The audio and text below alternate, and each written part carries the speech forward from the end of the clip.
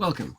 In this video, we're going to be talking about Livingston, Chapter 12, Ethics, the Foundations of Moral Action.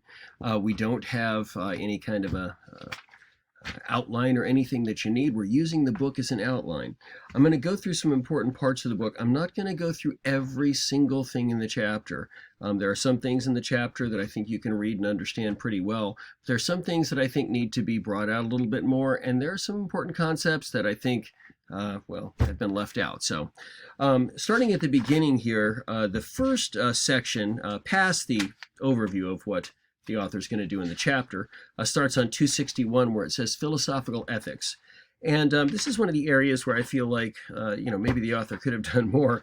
He's got not quite 2 full pages on these 3 basic kinds of ethics that I think deserve a little bit more discussion. So I'm going to give you a little bit more. Yay! First off, we have deontological ethics.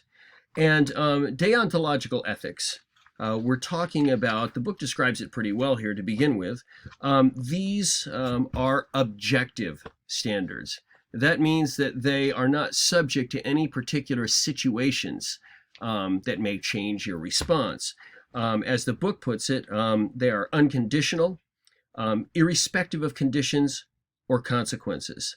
And so when you talk about deontological ethics, if you, for instance, were a religious person that thought that God had a specific, a law with specific ethical requirements that always applied exactly as they were written and never deviated, that would be an example of deontological, because you believe there's an objective standard. But not everybody that believes that there's an objective standard is necessarily religious. And I don't want to go too much into this because it would complicate the issue here. We just want to kind of do an introduction. But there are people that actually think that there are objective standards that are more the creation of society, but based on our experiences, that these are the things that we have objectified, that we have set up as being how shall we say, unconditional and irrespective of conditions or consequences. You don't need to know those differences, but an objective standard that is always true. In other words, there's not a situation where you go, oh, well, in this situation it wouldn't apply, but in that situation it would. These things are always true. Immanuel Kant is one of the philosophers that is most well known for these kinds, for deontological ethics, for these kinds of discussions here. So I want to talk a little bit about Kant. First of all, the book points out here, just in contrasting with the kinds of ethics we're going to come to in a minute, that Kant's idea of what is correct is not based on what the outcome is going to be. In other words, we're not going to be looking at it and saying, gee, what would be the best for the best number of people? Or there's no subjective, there's no conditional, there's no relative ethics here. Relative ethics means that you've got some kind of principle, but in different situations, you might apply it differently relative to those situations. It can also refer to, sometimes people use relative ethics to refer to the fact that in different cultures and societies, there will be different kinds of normative ethics, and you can't expect the person in society A to be living up to the normative ethics in society B. Immanuel Kant rejects any idea of relative ethics in this sense. What is true is always true, regardless of the consequences, if you will. Now, there are obviously some problems with this, that people can bring up, and I'm not going to take too much time with them because it's pretty easy to think of some. For instance, if you said, thou shalt not lie, and you immediately start thinking about the Nazi Holocaust and the SS coming to people's doors, and, if someone opened your door and said, are you hiding Jews in here? And you had a family of Jews in a secret room in the back that you were trying to protect, you would probably look at the Nazi SS officer right in the eyes and go, no, there's no Jews here. And you would consider what you did to be ethical. Yes, you're lying, but you're lying to save somebody's life, which is more important. Speaking words that are the literal truth or saving the lives of an entire family of people. Now, as much as we might all agree with that ethic, 2 things. Number one, that's still relative. Okay, you're applying a different ethic in a different situation, however much we think that that's okay, and I would agree with you. But secondly, you might find this hard to believe, there are people who do not feel that way. Well, maybe you've heard, there's kind of a famous story called The Hiding Place.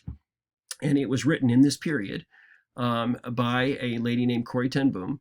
And she lived with her family, her father and her sister.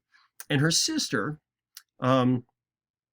just could not tell a lie. I mean, she just felt like that was evil, and she could not, that's just the way she was wired. And so if ever anybody knocked at the door, she went and got lost somewhere. She made sure she was nowhere around and nobody was going to ask her any questions she'd have to lie about. Her sister Corrie would gladly answer the door, because Corrie had no problem whatsoever looking in someone's eyes and goes, I hate Jews. I would never hide Jews here. Good Lord, man, what are you talking about? And completely just lie to save lives. So, however, there's some more important things I want to get to with Kant here than discussing all the possible problems with this. I'm sure you can come up with a bunch. But there's some interesting things about Kant's perspective that are not presented in the book. And there's two different areas I want to talk about. First of all, Kant has two principles, guiding principles, norms. You could call them laws, if you will. They almost are for Kant, They're inviolable. And so when you are choosing your ethic, and once again, this is not a relative ethic. It is the kind of thing that everybody should always do, in the same situation, if you will. Kant says these are two guiding principles, if you will. Number one, what I choose to do in a situation, it must be what I would want everyone in the world to do in that same situation. Now let's think about this.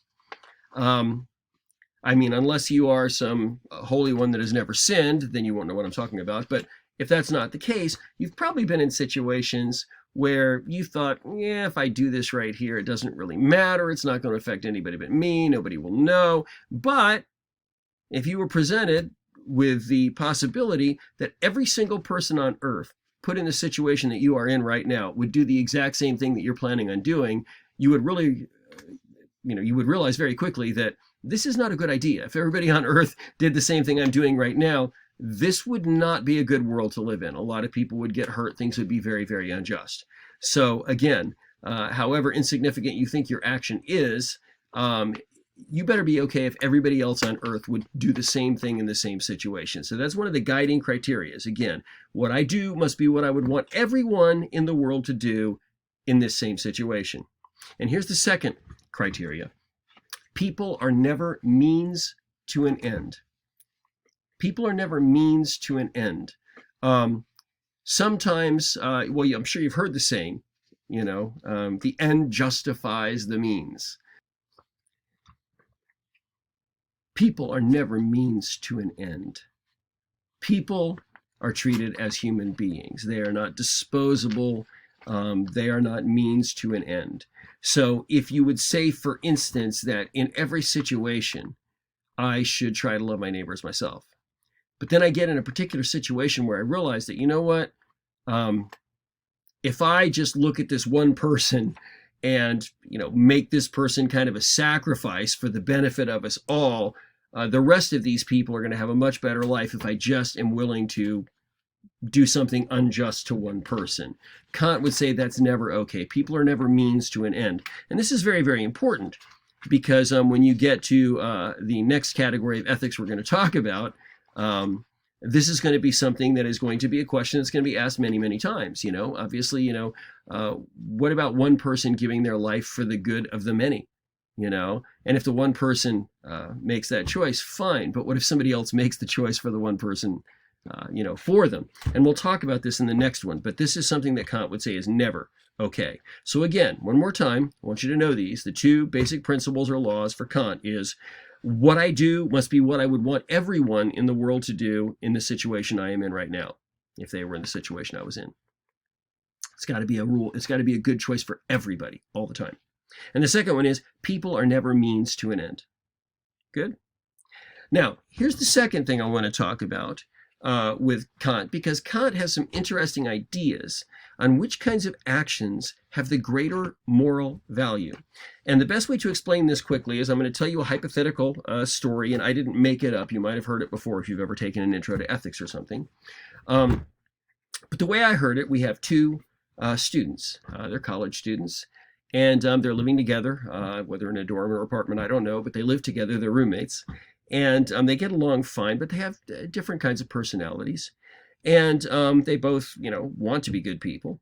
There's one girl, though, that for some reason, she just really gets a kick out of helping people that are less fortunate than herself. And so on the weekends, one of the things that she tries to do every week is go down and work at the local soup kitchen or help out at the mission or do something. And she actually really enjoys that. I mean, the whole, everything about it just pleases her. She comes home in a good mood. She enjoys every moment of it. Her roommate, on the other hand, just absolutely hates this. There's something about just being in that situation that bothers her. Might have something to do with her childhood or, the character that she inherited because of her DNA. Who knows? But it just really, really bothers her to be down there. And that is probably the last place on earth that she would want to be, on a Saturday or a Sunday. So the one girl, the first girl, which really just loves this, she's down there, every week helping out. And the second girl is doing some soul searching, if you will. And she decides that, she's been blessed. She has it much better than other people.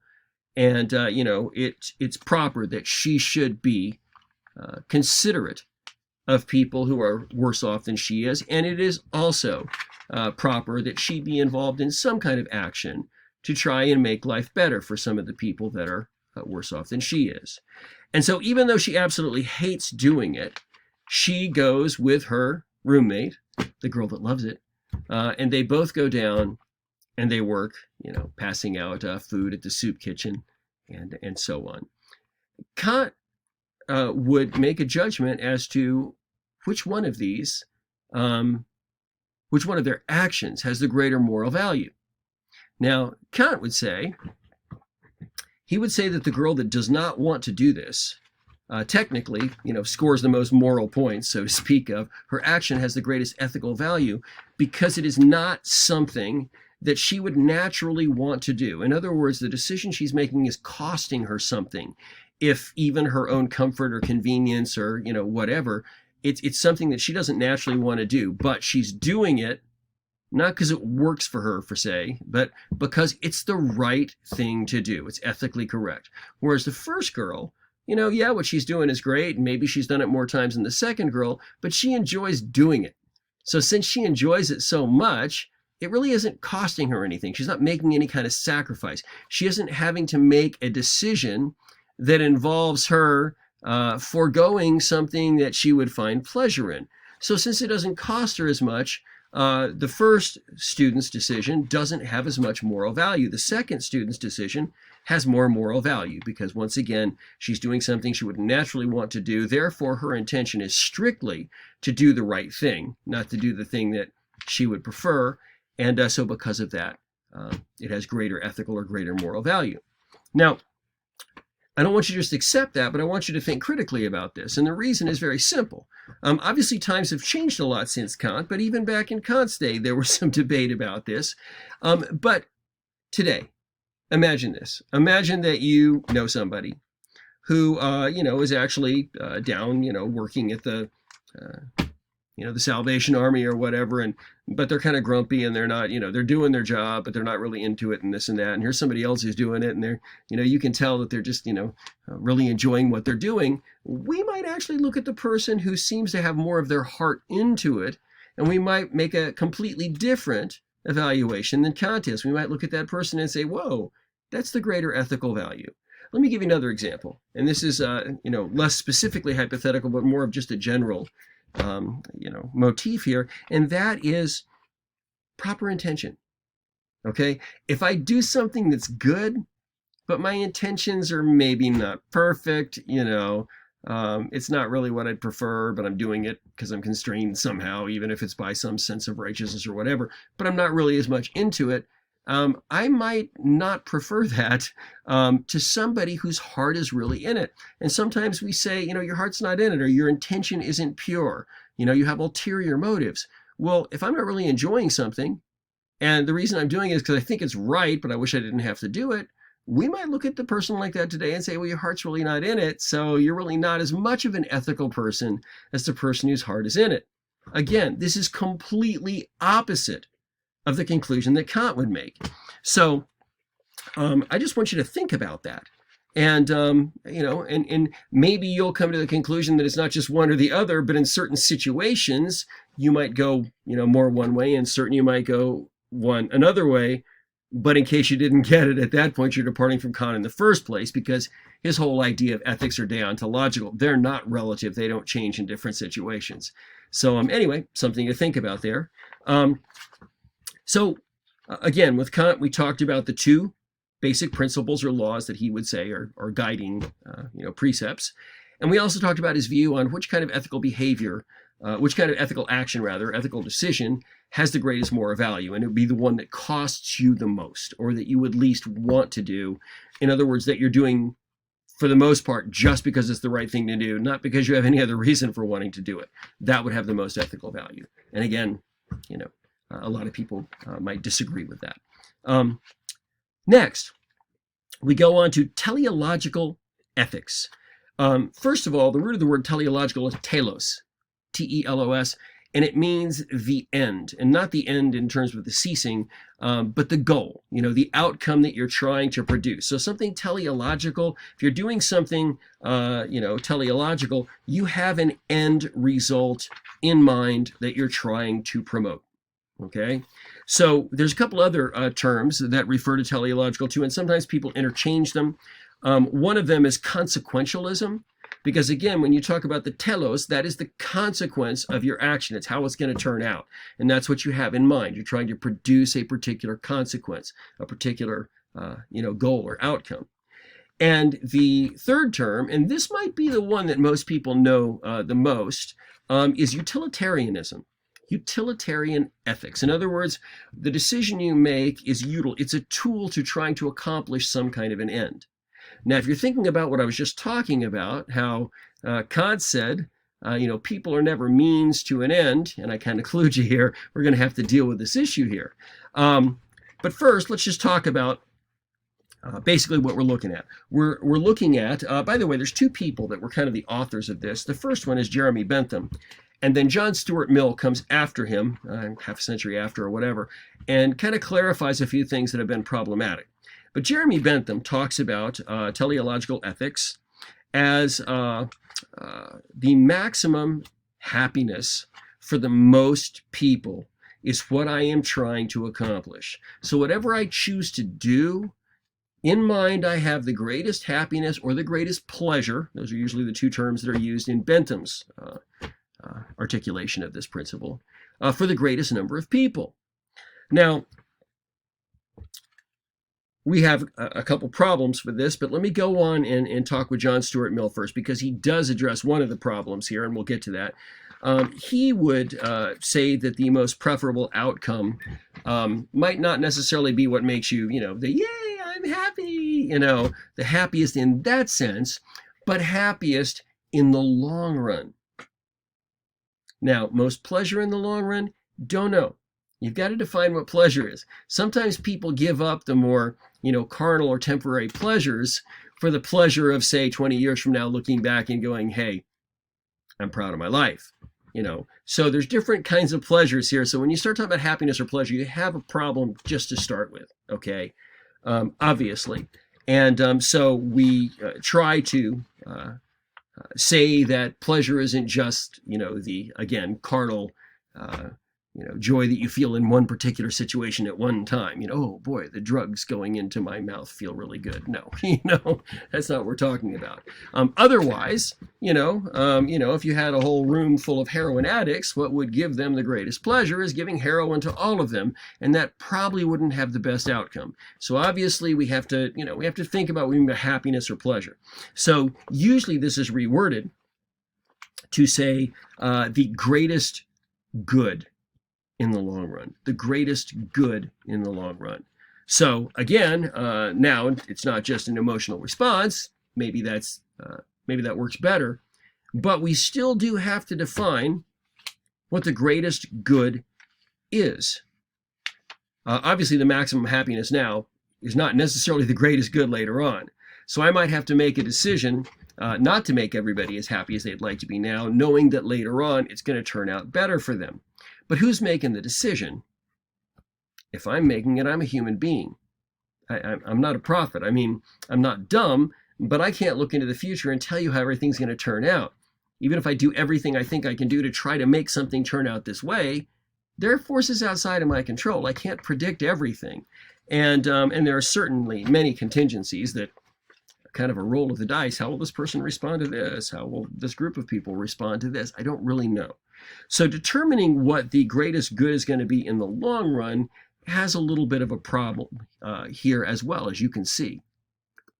So let me clarify here, and let me just kind of list these as three separate issues here. The first one is that the maximum happiness or pleasure is not always the greatest good.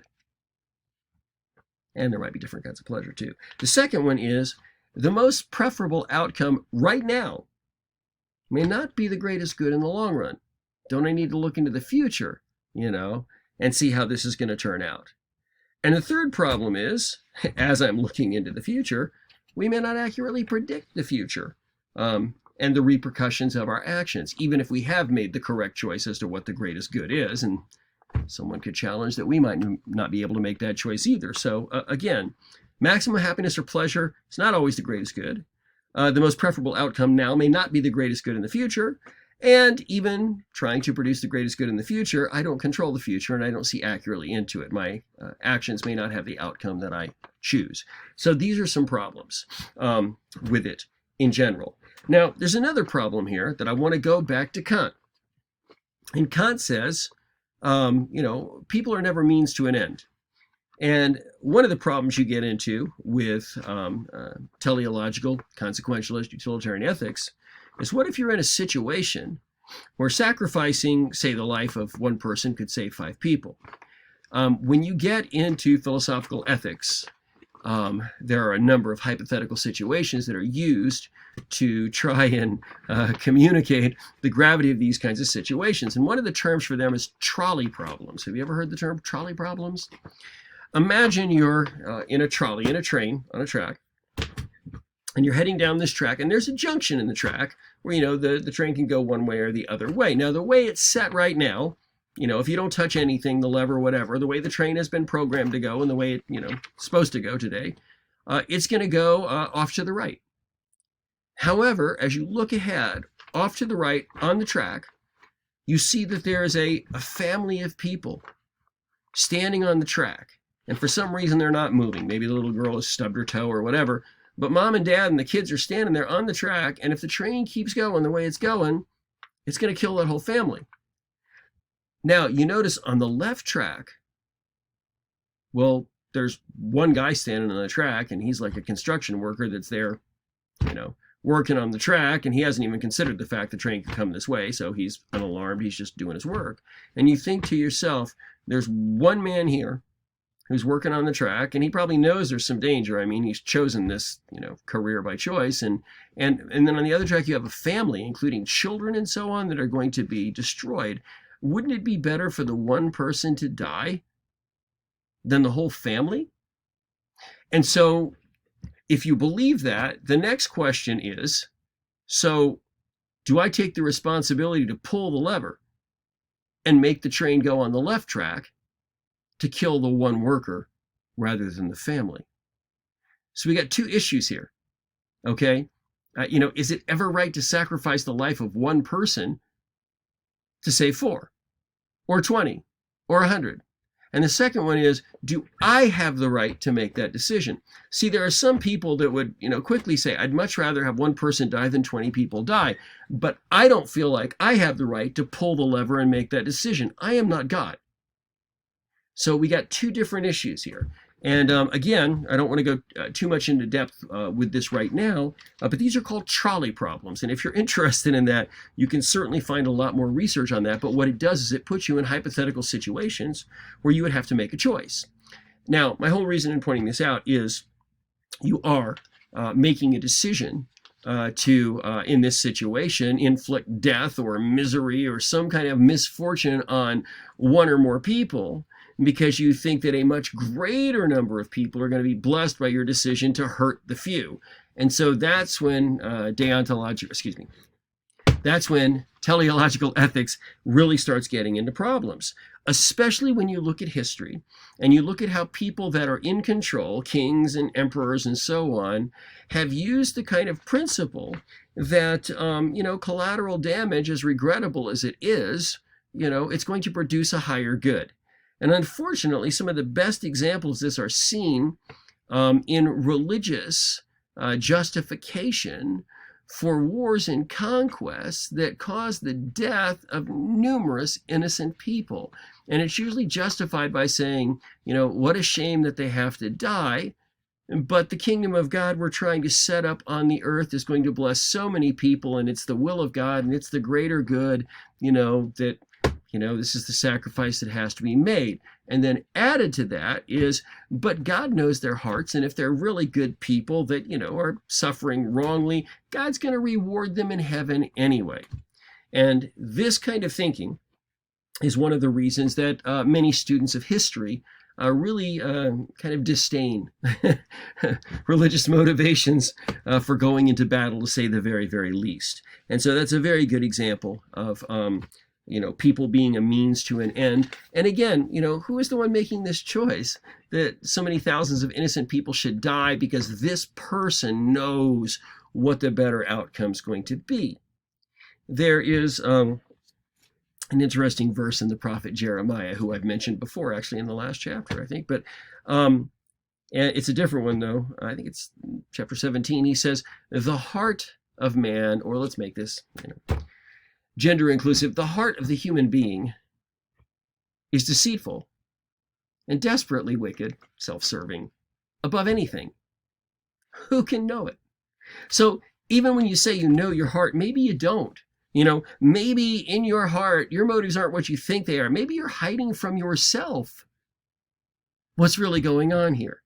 And we know that people have a tendency to do that. They can be in denial about what's going on in their own life. So when you get a leader that can affect the outcome of so many people, and they are actually deceived to the point to where they think that whatever it is they want to accomplish, this is God's will, and he's put that desire in their heart so that their desire is now a holy desire, and anything that they do to fulfill it is an acceptable price to pay, acceptable collateral damage, acceptable casualties.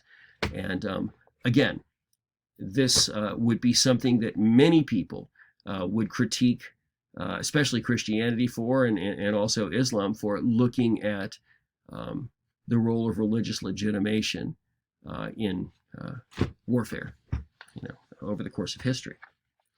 Okay, let's move on here. The next one is virtue ethics. Virtue ethics have to do with the person more than the action. So I want to try to become a virtuous person, okay? And by the way, let me just say this before we go on.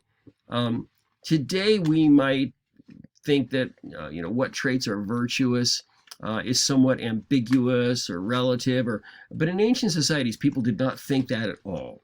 In ancient societies, they had very definite ideas what virtues were. And the book does point out some of these things here, just for example. For instance, in Greece and Greek culture, it mentions the virtues of wisdom, courage, temperance, justice. It mentions the Buddhist virtues: love, compassion, sympathy, equanimity, patience. The Christian virtues: faith, hope, and love. The spiritual ones: and prudence, fortitude, temperance, justice. And by the way, they all would agree on all of those, although maybe they stress certain ones more as the normative ones. But the point is, when you talk about virtues and vices, they're very well defined in ancient societies, okay? Every virtue kind of has a corresponding vice. And for instance, if the vice was selfishness, the virtue would be generosity. If the vice was hypocrisy or posturing or disingenuousness, the virtue would be obviously honesty.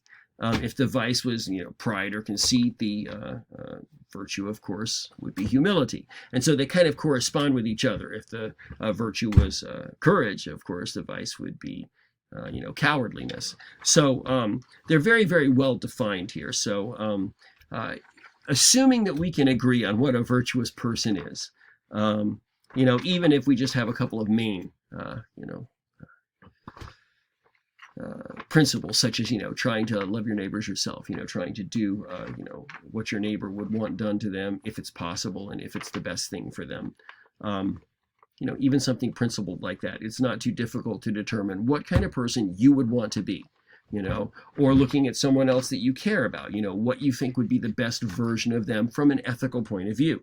So virtue ethics is trying to develop these virtues. And when I say virtues, we're talking about habitual, virtuous motives and virtuous intent. When, your motives and your intent are habitually virtuous, you would be said to have a virtuous character.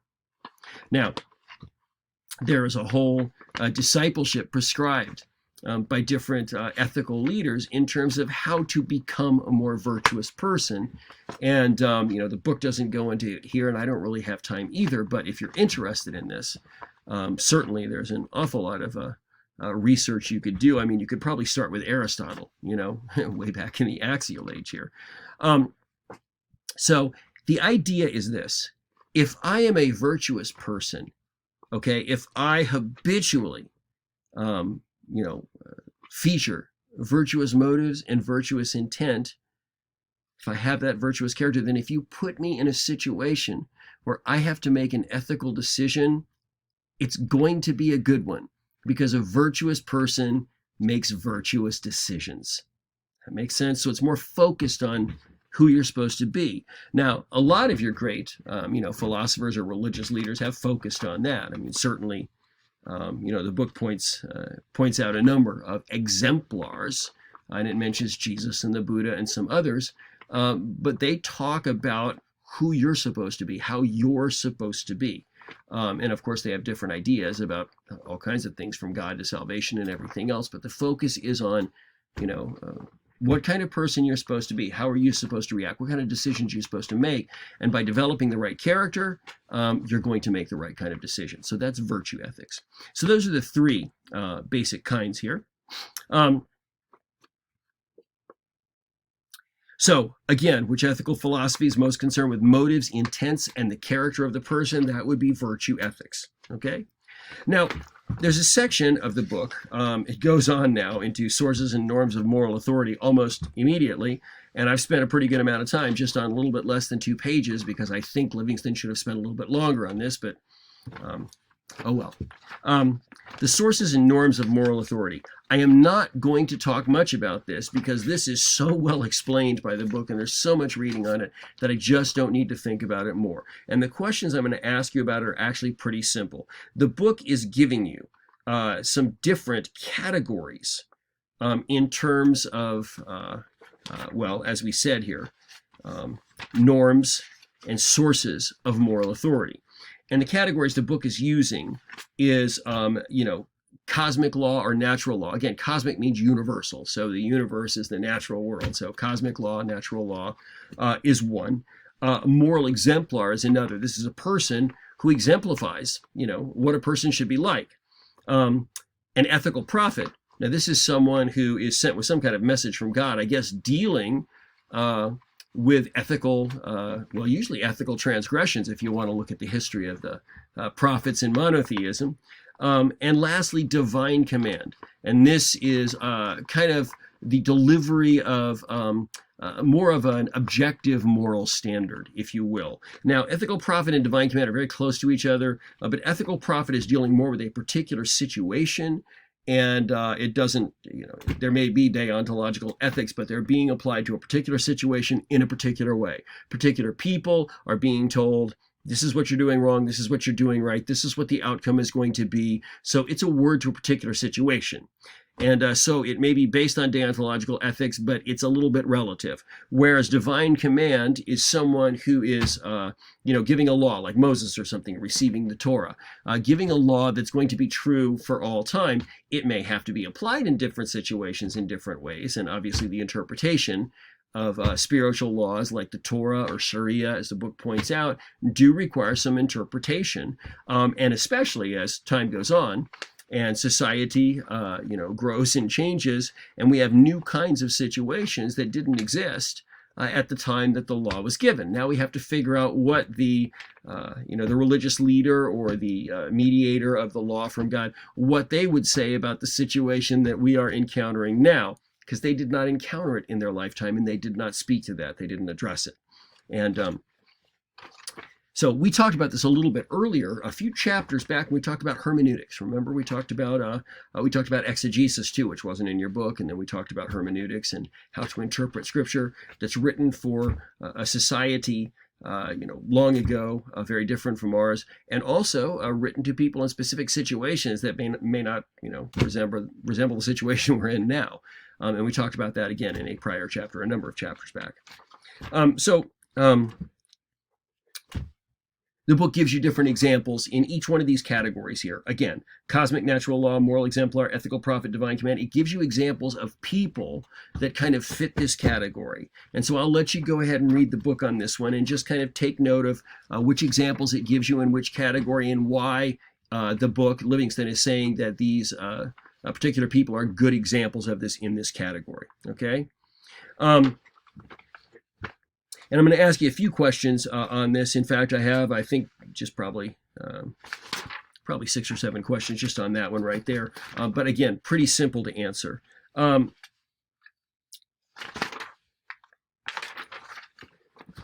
In terms of the ethical prophet, the book deals with a term, which is charisma. Now, it comes from an ancient Greek word, charis, which can be interpreted as a grace, or it can also be interpreted as a gift. Because if someone is giving you grace, they're giving you something they didn't have to give you. Okay, but when we use the term charisma, in fact, Max Weber, we talked about Max Weber, famous sociologist, and we've talked about him in I think 3 different contexts over the course of the course, to sound redundant. But when Weber uses the term charisma, what he's referring to is a gift, okay? A spiritual gift, of course, since we're talking about it in this particular context here. And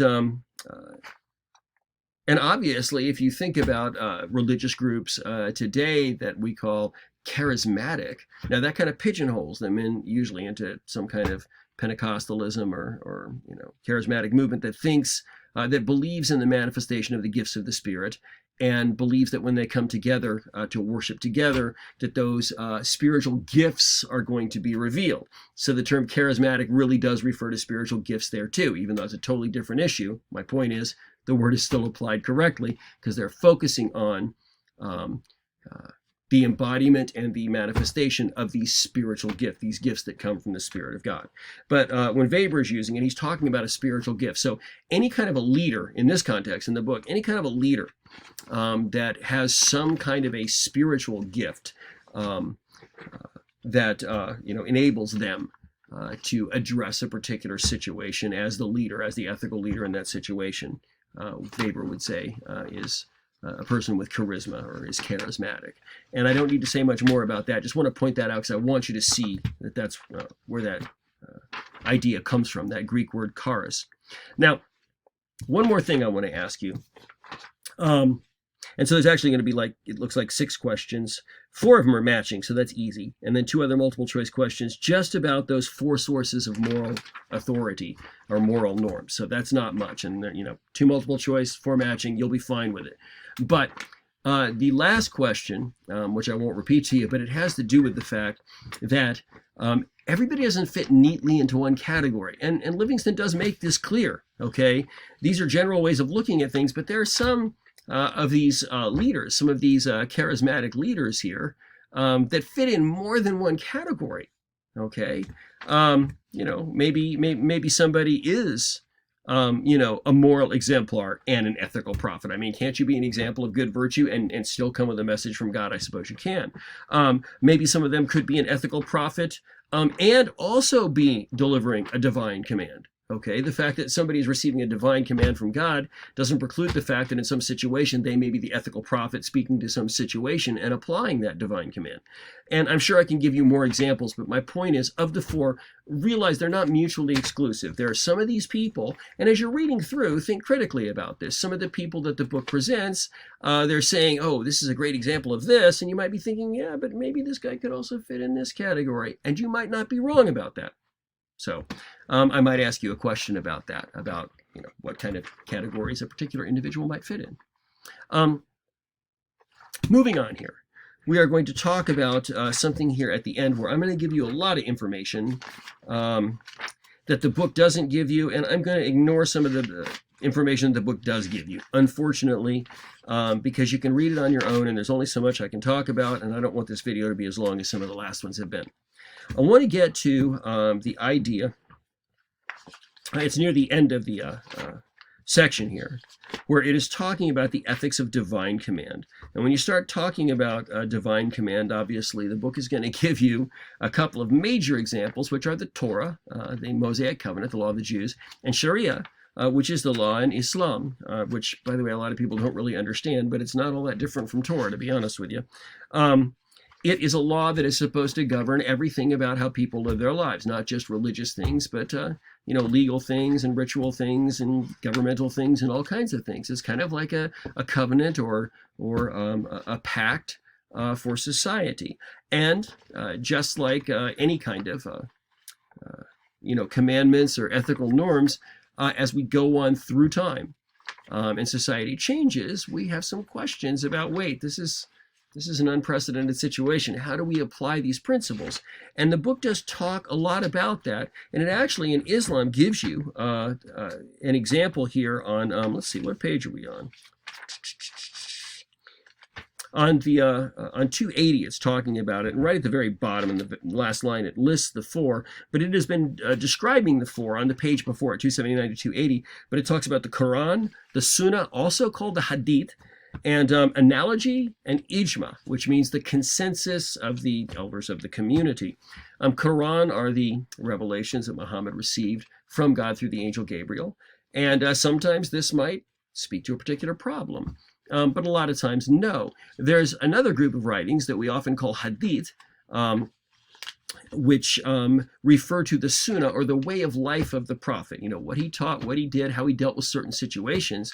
And so sometimes, in fact, these are a lot like the Gospels. They're written by his disciples after his death and compiled in a book that talks about his teachings and actions. So very similar to the Gospels, or similar to the Tripitaka in Theravada Buddhism, or similar to the Analects in Confucianism, which we haven't really talked about, the Lonyu.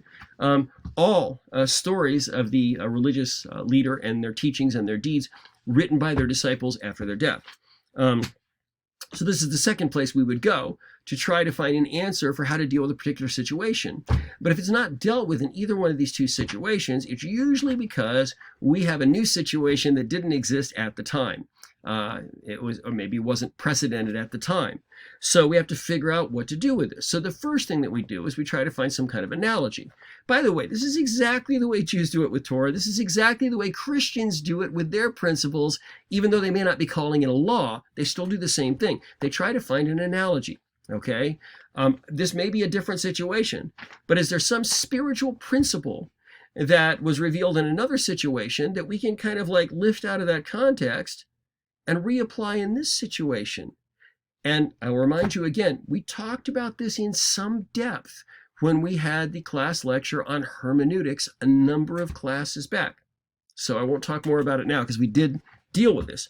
And lastly is ijma. I mean, if it's just not covered in any of the religious texts and there's no particular analogy, I mean, this is just so unprecedented, it's a brand new thing, then basically the elders of the religion or the judges of the religion get together and, led by God, they pray until they can come to some kind of consensus as to what they think God's will would be in this particular situation. And that's the consensus of the elders of the ijma. And that's the way Sharia law develops and is reinterpreted, the same way Torah does, the same way that Christian principles do, even though Christians don't like to call them, a law so much, because they make a big deal between the difference between grace and the works of the law, as we might have mentioned before. So anyway, and I don't have too much time really to talk about Sharia now. In the RL 2300 course, I talk a lot more about it, because people have a lot of really, really wrong ideas about it. They've been made to be afraid of it, as if, somehow it's going to be forced on you or something. And that's just kind of ridiculous. Christians are the majority in this country, and they have not been as successful as they would like to be in terms of dictating how government operates. So how in the world the minority of Muslims in this country could possibly, inflict Sharia law on everybody is, impossible to conceive. And even more so, the Muslims that live in this country love this country because they have freedom of speech. They have freedom of religion. They do not want to take that away. They want to be able to practice their religion without interference. And in return, you can practice your religion without interference too. So the whole idea that Sharia is some kind of threat to us is just absolutely ridiculous. And unfortunately, that's all I have to say about it right now. But we are going to talk about one other thing here that is also sometimes a hotbed of controversy, and it is the concept of jihad. And as soon as you say jihad, people are thinking of, planes flying into the Twin Towers, civilian office buildings on 9/11, killing 2,700 and some, almost 3,000 people, innocent people. And of course, more people died. We had one plane that crashed into the Pentagon, and another plane, it seems like, was headed for the White House, but the passengers on the plane successfully managed to crash the plane. They gave their lives. They crashed the plane in some kind of an open field to keep it from hitting its target. And of course, they're all very much considered heroes to this day. And, many of you may not have been born on 9/11, but I was actually sitting in a college course 9/11. And, when we heard that a plane had flown into one of the Twin Towers, immediately we turned on a TV feed, and we sat there in horror as we watched the second plane fly into the second tower. And it was a moment, I just don't know if there's another moment in my life I can imagine that was like it. The gravity of the situation, you felt like you were watching a movie. How could this happen? We're the United States of America. Aren't we immune to this? Aren't we protected from this? And boy, a lot of people woke up after that. But a lot of people didn't wake up in a sane way, best way I can put it. They ended up being very, very paranoid and fearful, and they were willing to listen to any conspiracy theory that existed. They just wanted to know who the enemy was and how do we kill him and how do we defend ourselves, and I don't want to die. And they were so overwhelmed that when a leader comes along and acts like they really understand the problem and is willing to lead them, a lot of times these people will follow them. And so we had an awful lot of fear-mongering going on. People convincing people to hate other people and fear other people. And people that had nothing to do, that weren't even Muslims, let alone Arabs, were being persecuted. People were burning down the stores of Indians. They have nothing to do with, any of this whatsoever. But it was almost like people, any color that was darker than white was like somehow a terrorist. And there were Christian communities that had lived in harmony with Muslims in their town for years, and all of a sudden they became suspicious. And every time a group would want to build a new mosque or something, people would be saying, "Oh no, we're not going to have another jihadist terrorist training camp here." And all this crap that people had been fed. So it took us a while to get over this. And in the RL 2300 course, when we get into Islam, I spent a lot of time trying to debunk some of these things. And fortunately, some of you were born late enough to where you weren't impacted that much by a lot of these things. But if you're my age or even 20 years younger than me, and you didn't know much about Islam at the time, and the first you learned about it was with the events of 9/11, you had to weed through a whole bunch of very, very bad propaganda about Islam, and a lot of it still does exist. There's a lot of people that still, feel like it's some kind of, force of evil on earth.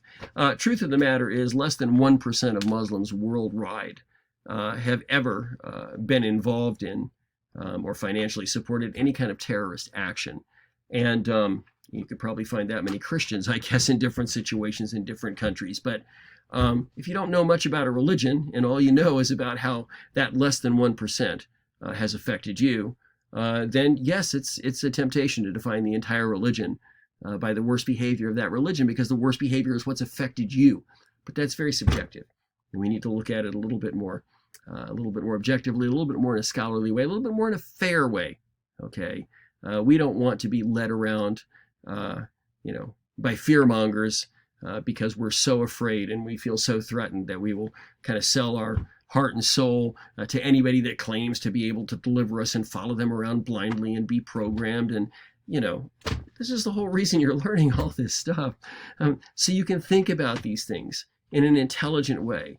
And you're not going to be a victim of people who come and try to tell you, no, you should think this way. You have enough information to see exactly what's wrong with this, exactly how they're trying to motivate you, what they're trying to do, and you'll be immune to it. And that is my hope for you. And beyond being immune yourself, maybe you can bring some sanity, some truth, some compassion into a situation. Because we know there's all kinds of people out there that are trying to start fights and trying to engender divisions and hatred, and we need people that are trying to undo that if we want to survive as a human race. So I want to talk about the concept of jihad. Now, your book deals with the concept of jihad, but not well. And I'll tell you why. The book deals mainly with the concept of jihad in terms of military versus peaceful attempts to spread the religion of Islam. And, in the same context, in terms of defensive versus offensive military actions towards that goal. Now, there's so much more that we need to talk about it, but first let me at least just deal with this. I'm not going to go too in-depth because the book talks about this. So, if our greatest, imagine we're in the early days of Islam. Okay, you may not know this, but there's a period of about a decade when the forces that be are trying to absolutely eliminate Muhammad and all of his disciples that want to worship the one true God. These people trying to eliminate them are polytheists, and they have many different agendas, many different reasons that they think that this doctrine is going to be very, very harmful to them, and they want Muhammad and his disciples dead. And they're trying to kill them, for no good reason. They've broken no laws except that, maybe they're challenging this nice income that the Quraysh that actually run the Kaaba in Mecca are making during the time of a religious pilgrimage when people come to worship all of these different gods. And so someone saying that, no, you can only worship one God here, that's someone that they consider to be a big problem. And so there's this conflict period. And during this conflict period, there are stories where Muhammad and his followers have to fight battles. And sometimes the battles come to them, and sometimes they have to go to the battles. But in any case, this struggle, the term jihad means struggle. This struggle, this outward struggle, this military struggle is the lesser jihad. I mean, this is not what we would prefer. It has to be done sometimes. I mean, if somebody's trying to destroy you, it's okay to defend the religious community that you've been put over. It's okay to, fight so that the truth of God is not wiped off the face of the earth. And so in this regard, sometimes military conflict is necessary. And the second aspect of this military conflict being necessary that the book talks about, and I'll mention very, very briefly, is sometimes the only viable defense, in other words, the only defense that might actually work, is a preemptive offense. What that means is if I know that there is some force coming against me, and by the time this force gets to me and has amassed all of its power and all of its resources, and I'm besieged, there's no way that I can possibly survive. And it's inevitable that it's going to come to this. But where those other forces are right now, they're not completely amassed yet, and they're not, completely ready to do this. If I attack them right now and take away their strength, take away their ability to amass these resources, then I'm defending myself, because that's the only way to keep them from destroying me. So this is a concept I could go much more in depth in, but my purpose now is not to teach military strategy, nor is it to, validate certain types of offensive as really being defensive. But you can think about this on your own. And obviously, this is not something that is hard to understand. Okay, sometimes you have to nip something in the bud. I mean, if you let it go, it's going to end up destroying you, and you have to stop it before it has a chance to. Now, This is the first thing that Livingston talks about. And I agree with him completely, as Muhammad would, that he's talking about the lesser jihad here. In fact, when Muhammad comes back from one of the battles, he's actually recorded as they're coming back to their city of Medina. And now they can go back to their peaceful studies and attempts to, promote the teachings of God. Muhammad says, we're done with the lesser jihad. Now we go back to the greater jihad. And again, jihad means struggle. So the struggle is against evil, but Livingston, in my opinion, based on my learning, does not quite understand the greater jihad. What Livingston says is coming back to peaceful promotion of Islam versus military promotion of Islam. The military is the lesser, the peaceful promotion is, the greater jihad. I will agree that certainly peaceful promotion would be preferable, but it's still the same jihad. It's still defending the truth. It's still promoting the truth. And so, yes, peaceful promotion, we'll say that's better than military promotion or violent promotion. And we would hope that situations are such that we can continue to engage in peaceful promotion, will not be required to go into battle again. But there's a couple different kinds of jihad the book does not bring out. And one of them is what the real greater jihad is. In Muhammad's teachings, the greater jihad is the struggle against evil in your own heart. This is the battleground.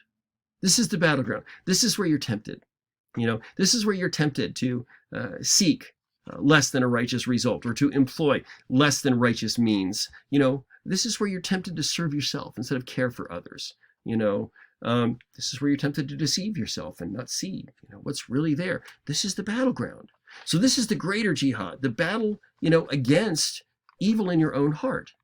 Now, I'm going to talk more about these, but I want to stop right now. And if you haven't figured it out yet, pay attention. Jihad means struggle. And one of the reasons it's important to understand this is, well, there's two reasons. I'll give you one. Obviously, the people that are using the term jihad today to justify, offensives against innocent people to get leaders to change their minds. This is not something that ever would have been condoned by Muhammad or any of the people that held to his teachings. Okay, so this is not what jihad is supposed to be. Jihad, in its real interpretation, is exactly the same in Judaism and Christianity, and that's the big point. It's the same thing. Now, as you're thinking about these different kinds of jihad, I want you to think about this. In Judaism and in Christianity, they completely agree on every single aspect of what I'm teaching you now. Sometimes you have to fight. You really have to physically fight, against evil in the world. Judaism fought, Christianity fought, Islam fought, and they all, felt like they were fighting against evil, at least at some times. All of them would rather promote their religion in peaceful ways, right? They'd rather struggle that way, peacefully. And all of them, I want you to get this, all of them feel like the greatest struggle is the struggle in your own heart, against evil in your own heart. Judaism, Christianity, Islam, all completely agree. Okay? This is the struggle. This is the greater jihad. Now, one of these things that makes this worse is because you don't like the word jihad, because it's been perverted. Now, we can't save it. Let me just say that. You can't save it. I can tell you forever what it's supposed to mean, and I can't save it any more than I can save the word Holocaust. It's not a burnt offering anymore. It's 6 million innocent people, including Jews and gypsies and so on, that were put to death under the Third Reich of Adolf Hitler. It's not going to mean anything else. In the Middle East, if you're dealing with Palestinians, to us, crusade, it might just mean some righteous quest. Now, to them, crusade means something like Holocaust. It's never going to mean anything except for the fact that over a couple centuries, the Roman Catholic Church sent many, many armies to try and kill all the Muslims and take back their land from them that they had been living in for many, many centuries. And they feel like the God that they worship defended them and kept them from being destroyed. When they hear crusade, that's what they think about. So when George W. Bush stood up, after 9/11 and said, we're on a crusade against evil, all the Palestinians said, oh, hell no. Because that's not what the word means to them. Again, no critique of Bush, he didn't understand, but some words can't be saved. So I can't fix jihad. It's been too perverted. But I want you to know what it initially meant. It meant struggle. Now, before I tell you the fourth, I'm going to tell you a story. There's a guy in Judaism, and Christians and Muslims both look at him, as part of the prophetic history of God's working with men. But his name was Jacob, or Jacob. And he was a shyster, man. He was a con man.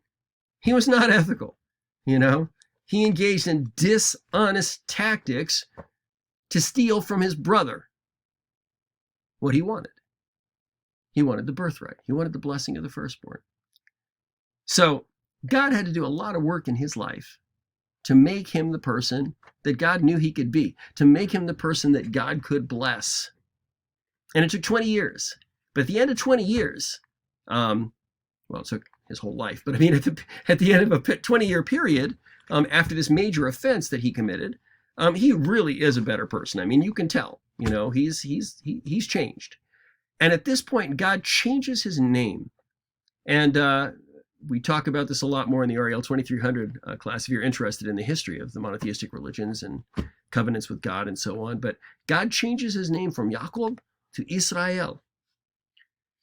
To Israel. Do you know what Israel means? It means jihad with God. It means struggle with God. But if you told me the meaning of the name Israel, in Arabic, it would be jihad with Allah. Jihad with Allah. That's what Israel means. Struggle with God. Do you see what I'm saying here? All the monotheistic religions have exactly the same idea about struggling with God.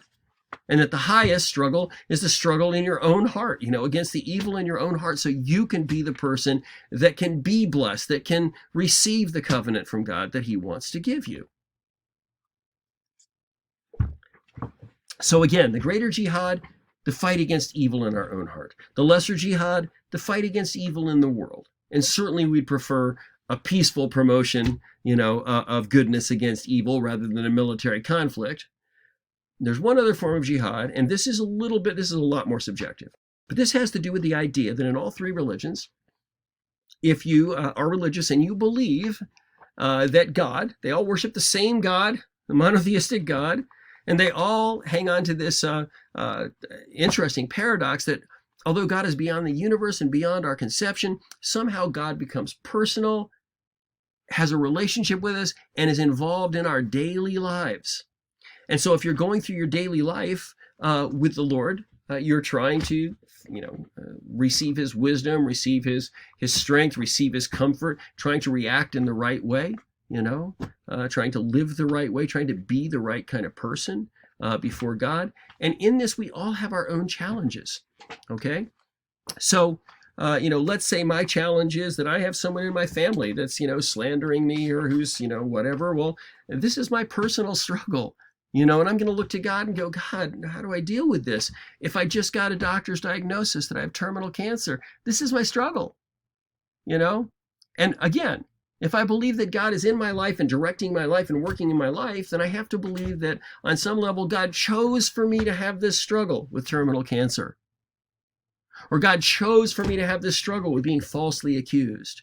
Or God chose for me to have whatever it is. These are the challenges. These are the obstacles. These are the struggles that God has willed for me to go through in my life, and I want to go through them the right way. I want to have the right attitude. I want to trust God in the right way. I want to make the right decisions. I want to go through it with God. And this is my personal struggle. And so sometimes you might hear a Muslim talking about something they're going through in their own life. Maybe their father is dying of cancer and they're trying to be the best son they can be. And they go, this is my jihad. Help me, God. What they're saying is, this is my personal struggle. Lord, that you've put before me, help me to deal with it in the right way. And again, all three monotheistic religions completely agree about this.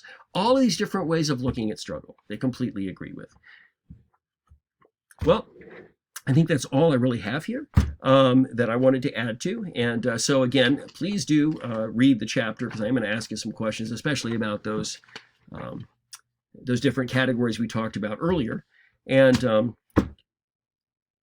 you are going to have a quiz that is going to have 18 answers on it. Some of them are matching, so when you look at the number of questions, it won't say 18, but there's 18 answers. And there are, I believe, let's see, are there 3 of them that are short answers? Let me look here at the quiz that I've written for you. Let's see here. There are 4 of them that are short answers. The rest of them are all matching or multiple choice except for those. Okay? And it's online. You will have till next Monday at midnight to do it. All right. Till next time.